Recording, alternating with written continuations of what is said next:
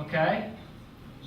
Next time we went out and did 4 laps on the velodrome at 40 kilometers an hour, it didn't cost them 314 watts, it only cost them 308 watts. Okay? We picked up nearly 7 watts right there. All right? We also moved by just lowering it, by going from that head, by lowering the stem, we picked up 6 watts right there. Meaning at 40 kilometers an hour, it doesn't cost them 314 watts, now it only costs them 308 watts. We brought him 2 centimeters forward with his hand position right here, 2 centimeters. We went from 308 watts down to 304 watts. Okay? So total savings right there is 10 watts. Very significant. We saw last slide.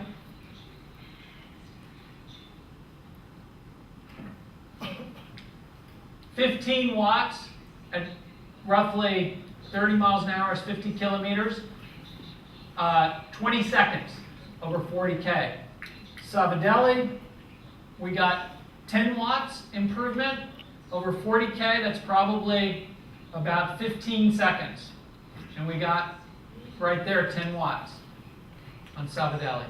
So not only in that wind tunnel did we do the work to improve aerodynamic drag. Nutrition. As I said, the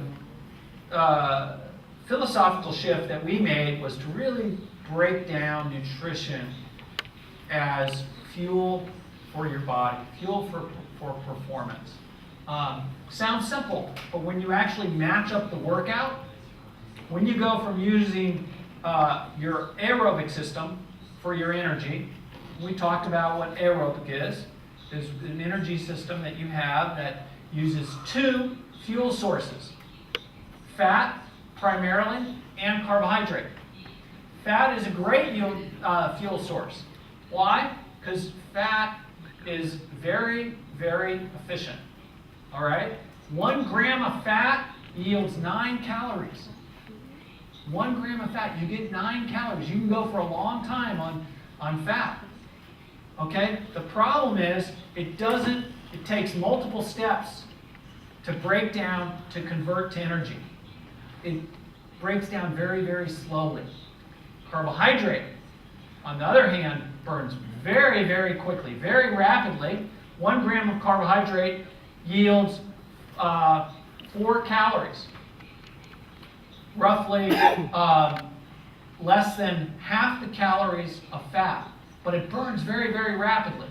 When you're aerobic, when you're out there running at basically less than 80% of your maximum heart rate, you're burning both of those fuel sources, fat and carbohydrate. As you start to increase the intensity of your run, or you come to a hill and you see your heart rate start to rise, you start burning less fat and more carbohydrate. And the demand upon your carbohydrate stores goes up to the point where you cross over from utilizing your aerobic system to utilizing your anaerobic system for your primary energy needs. Now you cannot burn fat at all. It's physiologically impossible. You can't do it. You are only burning carbohydrate. And you're burning primarily stored carbohydrate that's stored in your liver, stored in your muscles. And that's the fuel that you're using. We only have a limited amount of that fuel in our body, basically 2.5 hours, roughly. And that's why we need to, during the course of these events, you're constantly eating power bar gels, power bars. Why? Because that's replenishing that carbohydrate that you're burning so rapidly during the course of the event.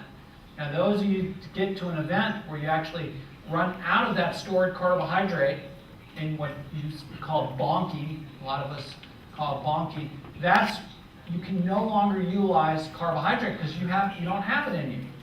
Now you're utilizing fat as your fuel source, so you have to slow down. Why? Because your anaerobic energy system has no fuel to burn. It only has fat, so you're doing it aerobically. Going to be fat, and this percent is going to be carbohydrate, and we would match up very carefully, very painstaking, and then his fat requirement as well. Basically, during the specialization of fat, a lot of people go, wow, 15% fat, isn't that a lot of fat? You know, don't these guys have to be very lean and trim? Absolutely. But you have to remember, fat yields 9 calories for 1 gram. You can't eat enough carbohydrate. The volume of food that you have to take in to sustain energy expenditure of 6,500 calories, or even plus 7,000 calories in a single day, you'd have to be eating buckets and buckets of carbohydrates, but we'd increase his fat intake, just so he'd have the sheer calories to handle that type of energy expenditure. Power bar hydration system was very. There's a lot more salt loss than previously thought. Salt also drives the desire to drink. When you start to drink and something's a little salty, a lot of athletes have the idea that I don't care what it tastes like, if it's good for me, I'll drink it. But in reality, it doesn't work that way. It's got to taste good. So there's a science to taste that's really important. So you had to create a formula that tastes good, that the athlete would respond to, because they're going to drink it. You know, when you're out on the bike for 7 hours, if it doesn't taste good, you're not going to drink it as often. Very important. And another important aspect to hydration is you don't hydrate 100% of what you lose. You have to hydrate 150% of fluid loss. Why? Why beyond the 100% of loss? Because during the course of rehydration, you're continuing to lose fluids. So 150% of fluid loss. That is a significant amount of fluid that you need to be taking in. The carbohydrate was about 7% in the formulation of the Power Bar Endurance drink. Then the recovery drink would have a greater percent of carbohydrate and a little bit of protein. The protein, people get the misconception about protein in regards to recovery. First thing you need to do for recovery is replenish your carbohydrate stores. When you finish a workout, absolutely best thing you can do for recovery is to replenish your carbohydrate stores. A little bit of protein acts as a transport for the carbohydrate molecules to enter your muscle cells. There's no magical formula, 1 part protein to 4 parts carbohydrate. There's no magical formula. The Power Bar drink has 1 to 7, 1 part protein to 7 parts carbohydrate. You need some protein because that's going to aid in the carbohydrate transport. If you have too much protein, then it actually will delay that.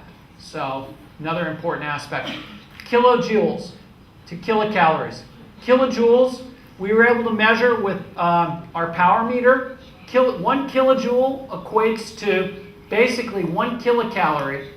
But the kilojoule is the mechanical energy required for that task. It's because there wasn't enough time in the day that he could physically take in enough calories to replenish what he expended during the course of the workout. What's the limit? The limit from what? To replace the calories. 6,000? We never got beyond 8,000 calories because the sheer volume of food at 8,000 calories. If he's on the bike 7 hours burning 8,000 calories, there's only 24 hours in the day and he's got to sleep at least 10. So you've really reduced the amount of time that he can take in that amount of calories. And plus, usually when a rider gets off and they've burned that many calories, they're not hungry. And so the desire to eat is also compromised. What does he eat after the competition? Power meter, right there. Revolutionizing training on a bicycle is the power meter. There's 2 types of power meters that are, there's more than 2 types on the commercially available on the market. SRM is the gold standard. It measures power by little strain gauges in